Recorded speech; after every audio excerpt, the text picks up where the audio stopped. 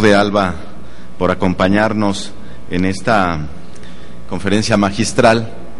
Y bueno, en principio, a manera de anuncio y de aclaración, como les comenté antes, efectivamente empezamos el día de hoy un poco desfasados de la agenda por varios motivos. El principal, creo, es por el grupo de compañeros, que bueno, no es reclamo, por supuesto, al contrario, reconocimiento de los compañeros ciclistas, ¿no?, que salieron del hotel, en este caso sede, o uno de los hoteles sedes, en bicicleta para acá.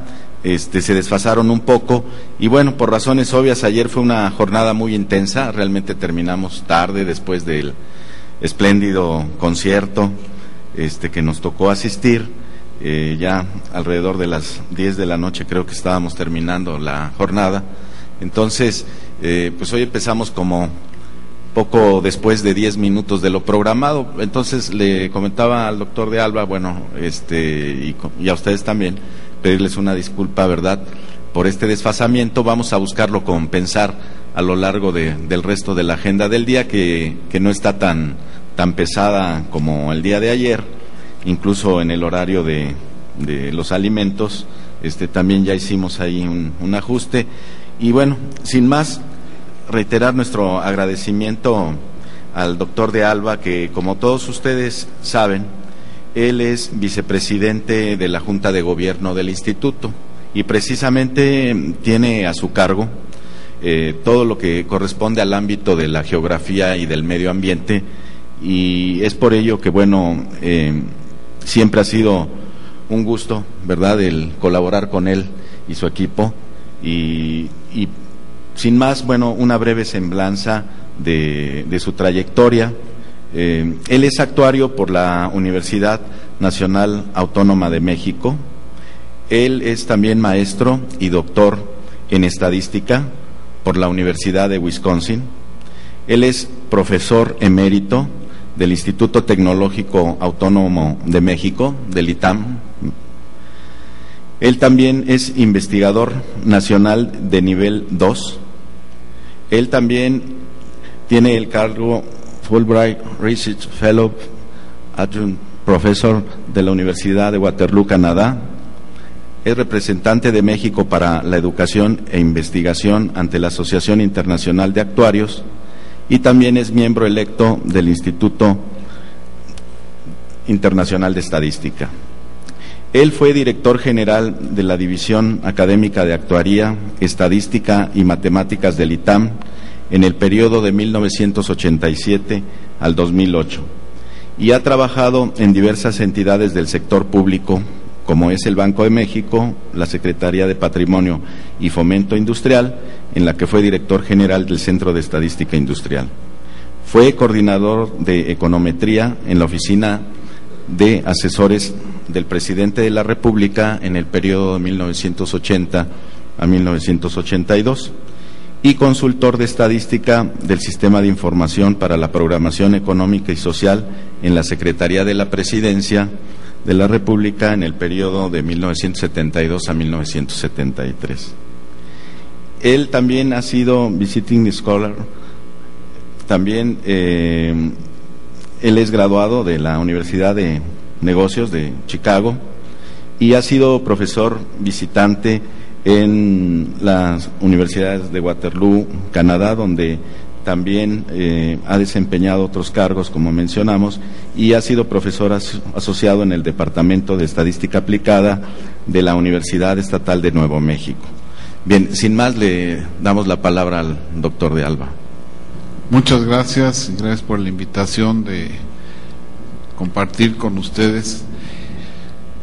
Yo quisiera, y es lo que pretendo con esta presentación, dar una visión muy general, no entrando a demasiado detalle, de cómo la información geográfica que existe en diversas dependencias, principalmente en el INEGI, que puede ser utilizada pues para entender, prever. Si ponen la primera lámina, por favor, para entender, ahí no dice entender, pero prevenir y atender desastres naturales.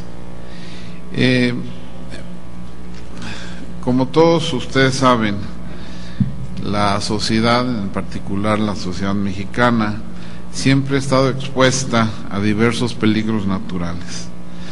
Estos peligros pueden llegar a convertirse o no en desastres sociales o económicos. La erupción de un volcán en un lugar deshabitado pues no tiene consecuencias para la población, pero es un peligro y puede ser un desastre si afecta a la población que vive en sus alrededores. En los últimos años, en los últimos 60 años, la población mundial creció de 2.500 a 6.500 millones de personas. En consecuencia, más gente resulta afectada por los desastres naturales hoy, porque somos muchos más, y también los desastres se vuelven más costosos, pues porque construimos infraestructura más cara, construimos habitaciones, casas habitación también más caras, y se construye también en zonas propensas a desastres.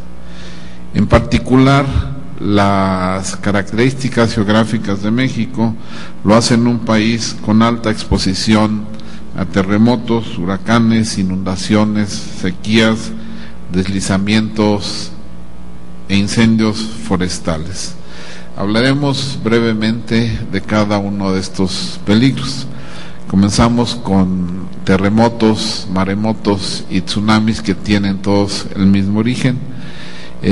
Sabemos que los sismos o terremotos son perturbaciones en el interior de la Tierra que dan origen a vibraciones o movimientos del suelo, y la causa principal son los desplazamientos de lo que se llaman las placas tectónicas, las fracturas de las capas superiores de la Tierra. Cuando estas ocurren en el fondo del mar, se le denomina maremoto, y si hay un movimiento suficientemente grande del fondo del mar, se producen olas muy grandes conocidas como tsunamis. Podría pensarse que los terremotos son eventos raros, que ocurren con poca frecuencia. La verdad es que ocurren diario y muchos. Lo que sucede es que ocurren con distintas magnitudes, desde muy leves hasta muy intensos, y nada más nos percatamos de algunos de ellos. La mayoría ocurren, en el caso de México, en lo que se ve aquí en este mapa del Servicio Sismológico Nacional, en lo que es la zona D de dedo. Es la parte roja o medio anaranjada según la pantalla, y que están sobre lo que se llama el círculo de fuego, viendo el Océano Pacífico en su conjunto. La zona anaranjada tiene menos terremotos, la amarilla todavía menos, y la verde pues casi no, pero todas están sujetas a la ocurrencia de sismos de mayor o mayor magnitud, con mayor o mayor frecuencia. Si tenemos información geográfica, información georreferenciada sobre sus fuentes, como se veía en la lámina anterior, ¿sí? Las fuentes de los sismos están en distintas zonas, se podrán prevenir sus efectos. O sea, los sismos no se pueden evitar, pero se pueden prevenir o prever sus posibles efectos. Por su potencial destructivo, los terremotos representan una de las más serias amenazas a las que está expuesto el país. De acuerdo con el Servicio Sismológico Nacional, está dividido en estas zonas, como ya les decía. En particular, Aunque la Ciudad de México está en la zona B, por sus características del suelo, tiene variaciones muy fuertes en cuanto al impacto de los sismos. La Ciudad de México está dividida en tres, bueno, obviamente se puede dividir en más, pero para estos fines se divide en tres. La zona verde es la zona de lomas, que se llama, es lo que está en los cerros, los lomeríos aledaños a la ciudad.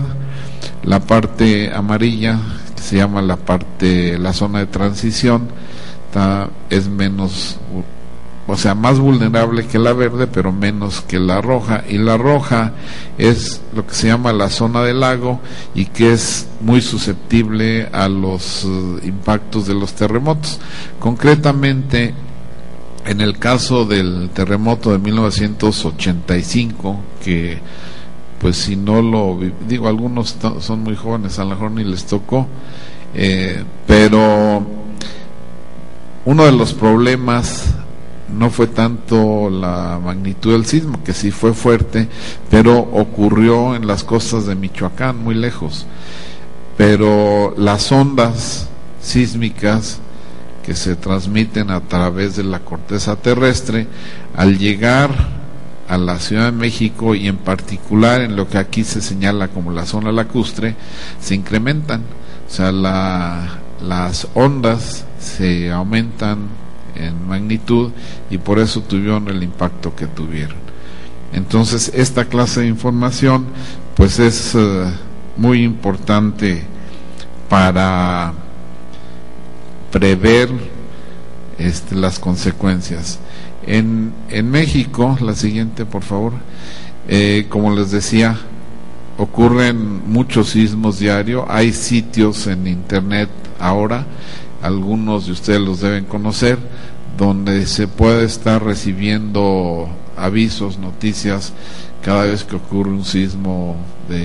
Uno puede escoger la magnitud que quiere que le avisen, o el lugar donde ocurren. Entonces yo puedo decir que me avisen de los fuertes que ocurren en la República Mexicana o en la Ciudad de México, etcétera. En la gráfica de barras verticales que aparece ahí, pues es una relación de los sismos grandes en México y en el siglo XX. Ahí se puede ver un pico muy alto. Las fechas están medias dudosas en el eje, pero un pico fuerte que